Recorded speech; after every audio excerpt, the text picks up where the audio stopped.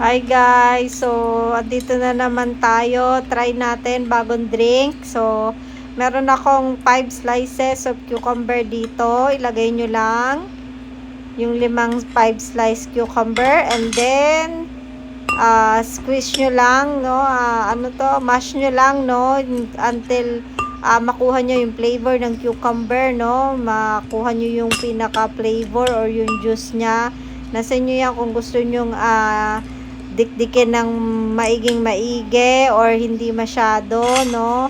And then after nyan, ilagay nyo yung chia seed, no? Para mas healthy yung drink na gagawin natin, no?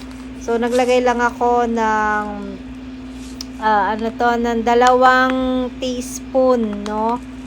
Teaspoon ng chia seed. So yung chia seed binili ko sa Lazada. So, ayan. And then, after nyan, and then, pagkalagay nyo nyan chia seeds, no, lagyan nyo ng ice cube. So, nakagawa na ako ng ice cube today. Kaya, hindi na siya kagaya ng last time, no, na dinurog-durog ko lang. So, I have a chance na gumawa ng ice cube. So, 4 pieces ice cubes lang yung nilagay ko. Nasa inyo yan kung gaano karami yung gusto nyong ilagay na ice cubes.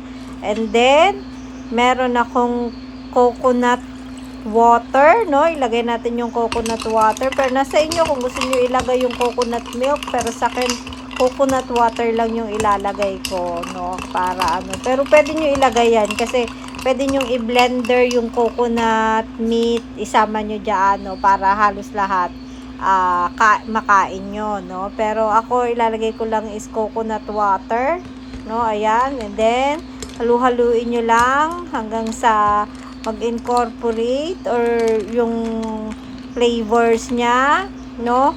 And then, nasa inyo yan kung gusto nyo panlagyan ng extra sliced cucumber. So, yun sa akin, in-slice ko lang yung mga cucumber. So, kung gusto nyo maglagay, so, ayan, ilagay nyo lang yung extra cucumber.